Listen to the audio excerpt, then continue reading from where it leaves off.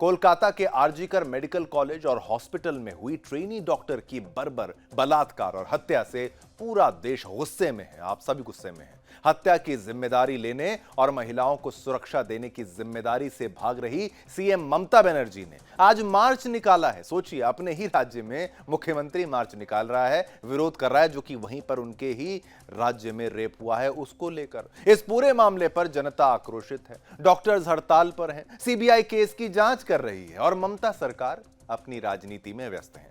जिनके ऊपर डॉक्टर्स की सुरक्षा की जिम्मेदारी थी, जिनके ऊपर राज्य की कानून व्यवस्था को बनाए रखने की जिम्मेदारी थी, वहीं सड़कों पर मार्च कर न्याय मांग रही हैं। आरजीकर मेडिकल कॉलेज में जो हिंसा हुई उसे रोकने की जिम्मेदारी बंगाल पुलिस की है, उसी की थी। कलकत्ता उच्च न्यायालय ने हिंसा को लेकर स्पष्ट कर दिया, यह राज्य सरकार की पूर्ण विफलता है, टोटल सिस्टम फेलियर है। देखिए, रेप की घटना पर ममता बनर्जी की राजनीति पर हमारी यह स्पेशल रिपोर्ट और मामले की गंभीरता को समझिएगा।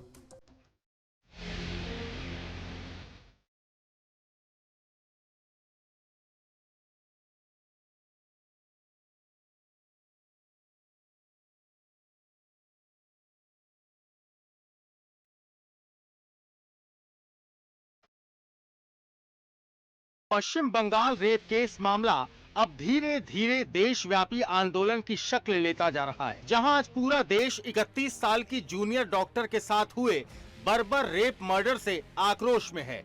लोग सड़कों पर उतरकर न्याय की मांग कर रहे हैं, सीबीआई मामले की जांच कर रही है और राजनेता अपनी बयानबाजी में व्यस्त हैं।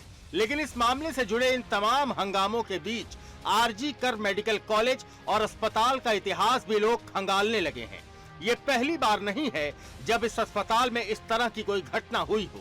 आज से लगभग 23 साल पहले भी इस अस्पताल में एक ऐसा ही संगीन मामला सामने आया था, जब 25 अगस्त 2001 को इसी मेडिकल कॉलेज में चौथे वर्ष के छात्र सौमित्र विश्वास का शव हॉस्टल के उसके कमरे में लटका हुआ मिला। तब अधिकारियों ने दावा किया था कि यह आत्महत्या का मामला है। मेडिकल कॉलेज प्रशासन ने ठीक ऐसा ही दावा महिला डॉक्टर के रेप मर्डर मामले की शुरुआती जांच में भी किया था। वहीं सौमित्र के मामले में सीआईडी की जांच में कुछ खास पता नहीं चल सका, लेकिन सौमित्र की मां के ये आरोप थे कि मेडिकल कॉलेज में उनके बेटे के दोस्त उसकी मौत के लिए जिम्मेदार हैं, क्योंकि उसने कथित तौर पर कॉलेज परिसर में अश्लील गतिविधियों को देखा था। उस मामले में सौमित्र के दोस्तों के साथ साथ उसकी मौत के लिए आरजीकर मेडिकल कॉलेज में कथित पॉर्न रिंग को भी जिम्मेदार ठहराया गया था। जहां तब इस मामले में आरजीकर मेडिकल कॉलेज के कई छात्रों ने कॉलेज परिसर में पोर्नोग्राफी, वेश्यावृत्ति नेटवर्क और महिलाओं के साथ संदिग्ध व्यवहार का आरोप लगाया था। यही नहीं, तब छात्रों ने यह भी गंभीर दावा किया था कि कॉलेज में डॉक्टरों का एक गिरोह काम करता है, जिसके बारे में सौमित्र जान चुका था और इसी वजह से गिरोह के लोगों ने उसकी हत्या की। छात्रों ने यह भी दावा किया था कि कॉलेज में सप्ताह के अंत में सेक्स वर्करों को हॉस्टल में बुलाकर उनकी नग्न शूटिंग की जाती थी और जब सेक्स वर्कर्स नहीं होते थे तब पढ़ाई के लिए अस्पताल में लाए गए शवों के साथ पोर्नोग्राफी के इन काले कारनामों को अंजाम दिया जाता था। जहां शवों पर कभी-कभी कॉलेज में पढ़ने वाली छात्राओं और मॉडल्स की तस्वीरों का भी प्रयोग किया जाता था।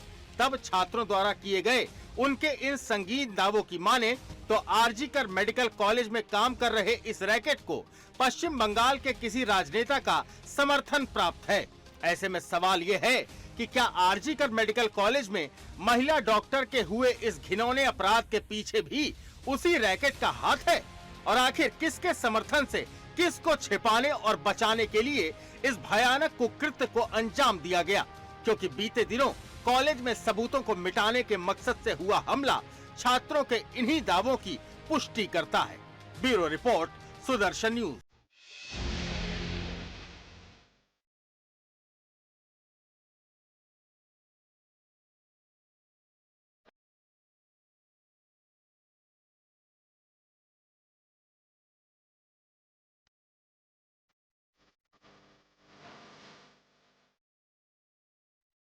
तो हमने पोल के माध्यम से आपसे प्रश्न पूछा क्योंकि बंगाल में कुछ समझ नहीं आ रहा। हाईकोर्ट फटकार बार बार इसलिए लगा रही है कि उसको लग रहा है बहुत कुछ गलतियां हैं, क्या जानबूझ के की जाती हैं। तो हमने आपसे सवाल पूछ लिया सीधा साधा, ममता के दिल में बेटियों के लिए क्या ममता नहीं है?